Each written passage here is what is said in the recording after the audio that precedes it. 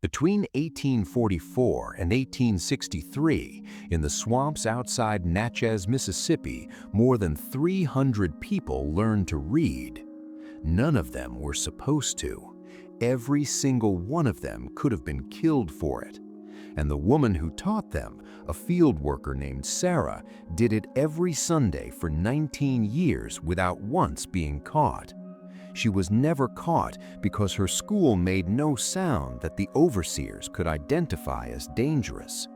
What they heard every Sunday morning drifting across the water from the tree line was singing. What they did not hear, what they could not hear because they did not know the code, was a reading lesson. This channel investigates the histories that were deliberately buried, cases sealed because the truth was too dangerous to acknowledge. Hit subscribe. We open a new sealed file every day. Tomorrow, we're releasing a case from Louisiana, 1851, a single ledger that brought down an entire parish. That file is already waiting. Drop a comment right now. What state are you from? Because what happened in Mississippi may not be as far from your home as you think.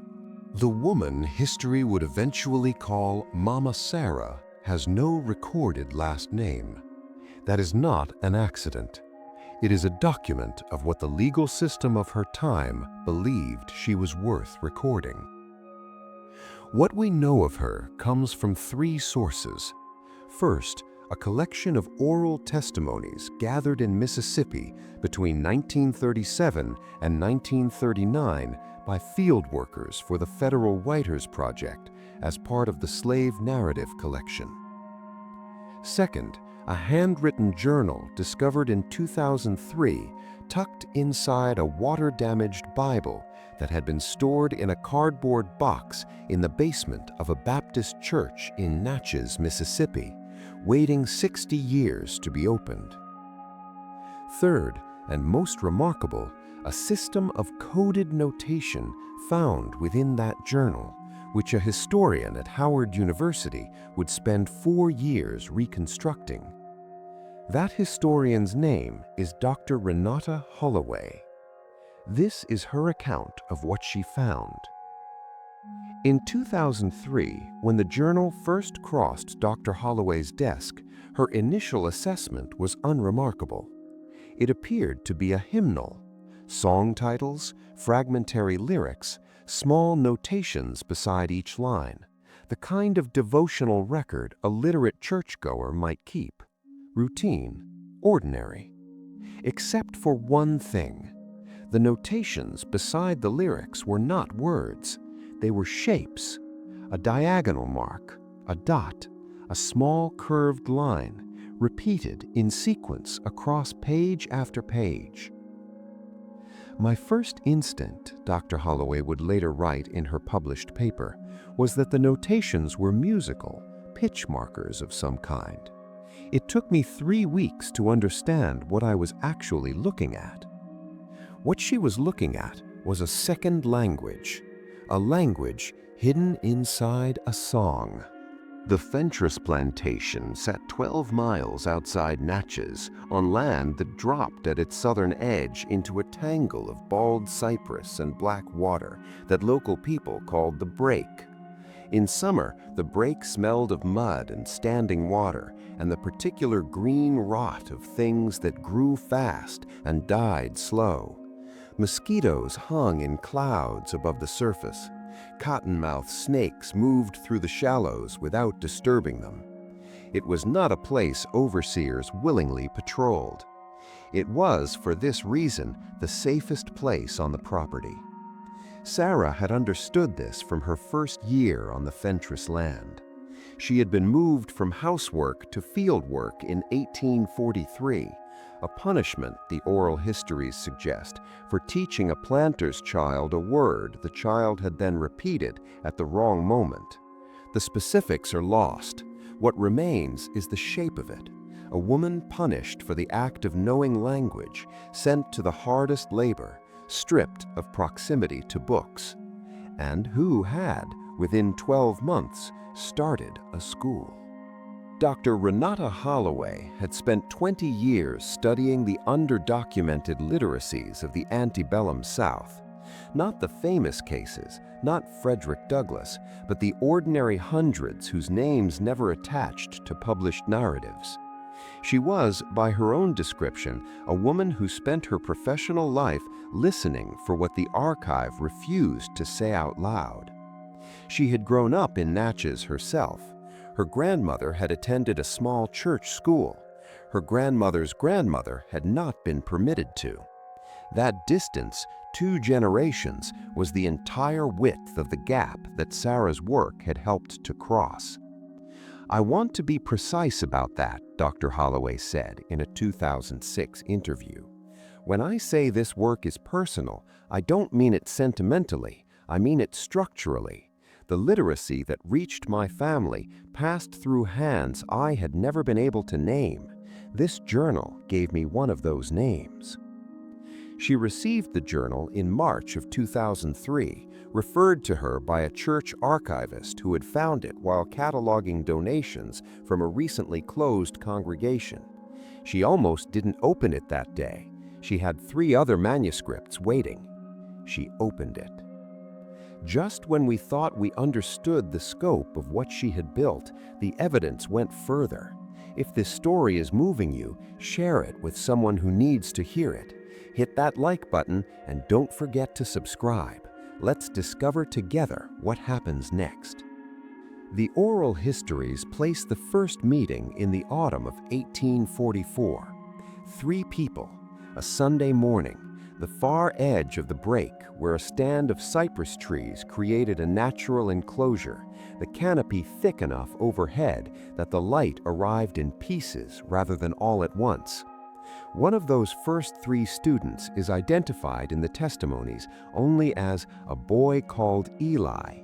He would have been approximately 14 years old. 50 years later, Eli, by then Elijah Monroe, a school teacher in Vicksburg, gave his account to a local historian.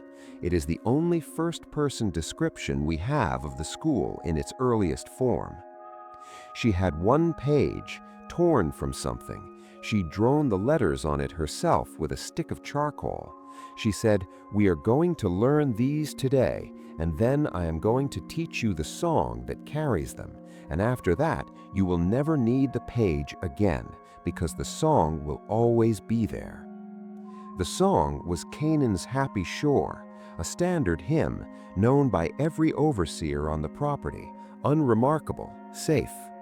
What the overseers did not know was that the first line of the melody corresponded to the 8 letters of the alphabet, that a change in pitch carried a vowel, that a repeated phrase signaled a new word.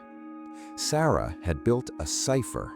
She had built it, as far as anyone can reconstruct, entirely alone, in her head, in the months after her transfer to field work, in whatever hours she could salvage between labor and sleep. She said she'd been working on it since before she came to us, Elijah Monroe recalled. She said, "I made it so that even if they hear us, they cannot hear us." The school grew slowly, and then, in the way that necessary things grow when people are desperate for them, quickly. By 1848, 10 students, 3 songs in the cipher, 2 hollow trees designated as mail drops. By 1852, 22 students, a system of fence markings to signal whether the next Sunday meeting was safe or postponed. By 1855, 40 regular students in rotating groups, never more than 8 in the break at once, spread across multiple meetings so that any single arrest could not betray the whole. The postal system was perhaps the most extraordinary element. Symbols scratched into fence rails, a notch here, a crosscut there, told a literate person which tree contained a message, whether the message was urgent, whether the path to the meeting place was clear. Dr. Holloway spent 8 months reconstructing the fence symbol system from cross-references in the journal and 3 surviving accounts in the Federal Writers Project testimonies. "What I kept coming back to," she wrote, "was the organizational sophistication. This was not improvised, this was designed. It assumed a certain number of literate readers already in place. It assumed coordination across multiple properties. She was not just running a school, she was running a network. But let's step back from the logistics for a moment, because what the documents and the diagrams cannot fully carry is the risk. In the state of Mississippi in 1844, teaching an enslaved person to read was punishable by fine and imprisonment for the teacher. For the student, the punishments were at the discretion of the enslaver, and documented cases include severe whipping, sale, and death. Sarah knew this. Every person who walked into the break on a Sunday morning knew this. They came anyway. 40 people, then 100, then more. They came because she asked them to, and because she had built something worth the risk, and because she sang to them in a language only they could hear.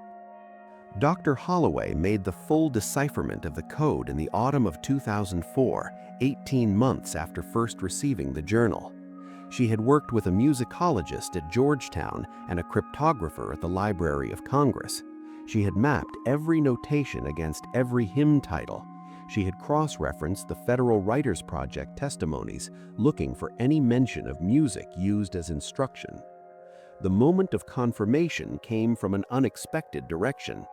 In a 1938 testimony from a woman named Dora, collected in Adams County, Mississippi, there is a passage that the original transcriber had marked as confused, the elderly woman seeming to drift between a memory of church singing and a memory of a schoolroom lesson. The transcriber had noted, subject appears to conflate religious experience with educational memory, possibly deteriorated recall. Dr. Holloway read that margin note and felt the hair rise on the back of her neck.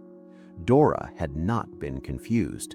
Dora had been describing exactly what had happened. She had been in the break. She had been in the school. The singing and the lesson were the same thing. She was not conflating two memories. She was describing one. "I sat with that for a very long time," Dr. Holloway said. A researcher in 1938 had the testimony in his hands. He had the account of the school in front of him, and he could not see it.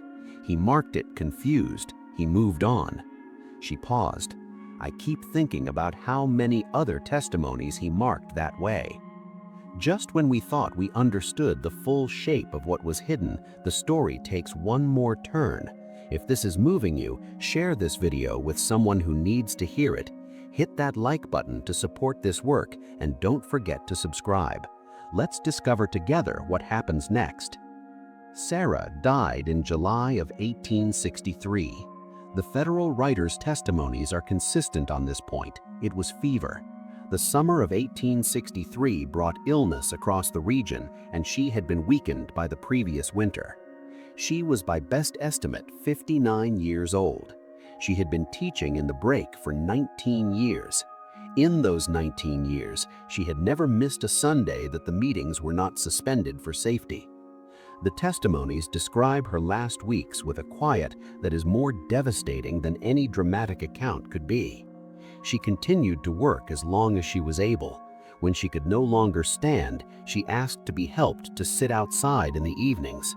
She asked for two things in the days before she died: that her Bible be kept safe, and that the 5 people she named, 5 of her oldest and most trusted students, be gathered.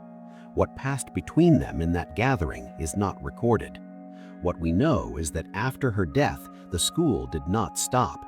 It continued in the break under different voices, using her songs, her code, her fence marks, her hollow trees, until emancipation reached Mississippi in 1865 and the secrecy was no longer necessary.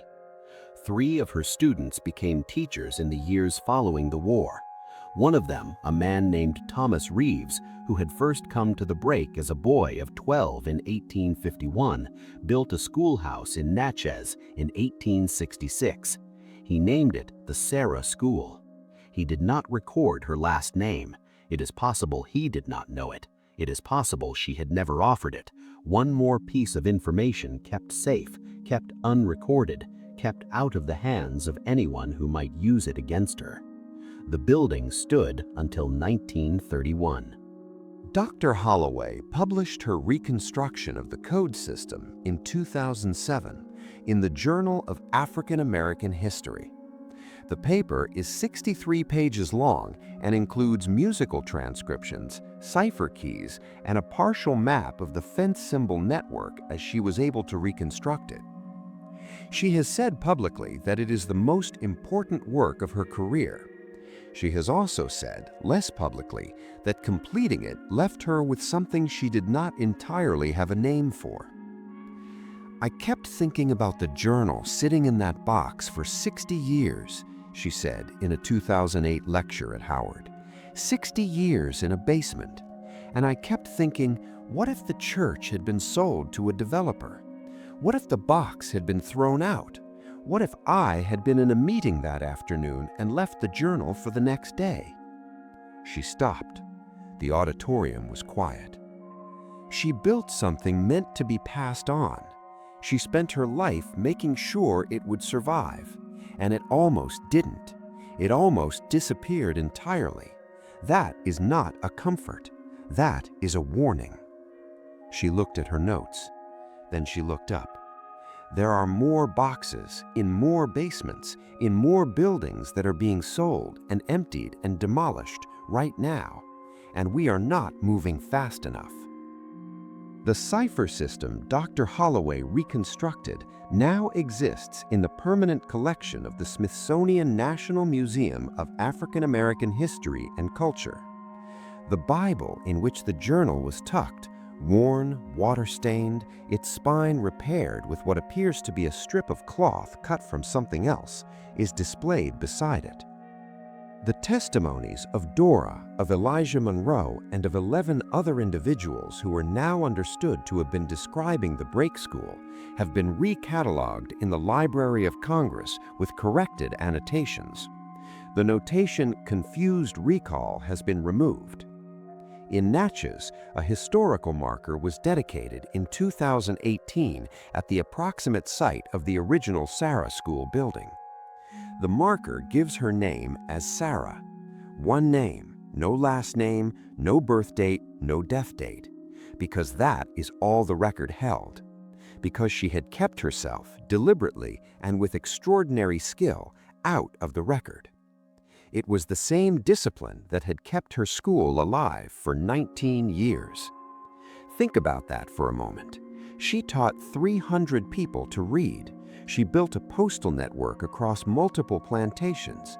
She trained 5 successors and passed the code to them on her deathbed. She did all of this while performing hard physical labor 6 days a week, while living under a legal system that made her knowledge a crime, while being watched. And she did it in a way that left almost nothing behind, almost nothing that could be used against her, almost nothing that could be used against them. The question I keep returning to is not how she did it. The question is, what does it mean that she had to? This has been the Sealed Files. If this story moved you, share it, because this is exactly the kind of history that disappears when we stop talking about it. Hit subscribe. We open a new sealed file every day.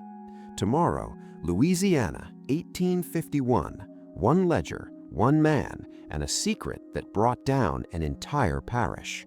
That file is already waiting. The school outlived her.